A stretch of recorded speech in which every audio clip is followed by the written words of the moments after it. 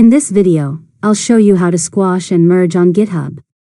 First, open your web browser, go to GitHub, and sign into your account. Then open the repository that contains the pull request you want to merge.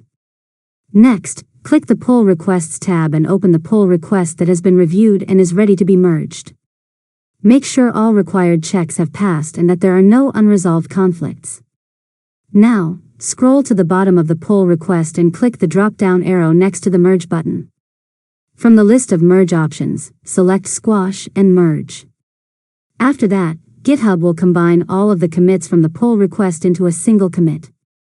Review the commit title and description, make any changes if necessary, and then click Confirm Squash and Merge. Finally, once the merge is complete, click Delete Branch if you no longer need the feature branch.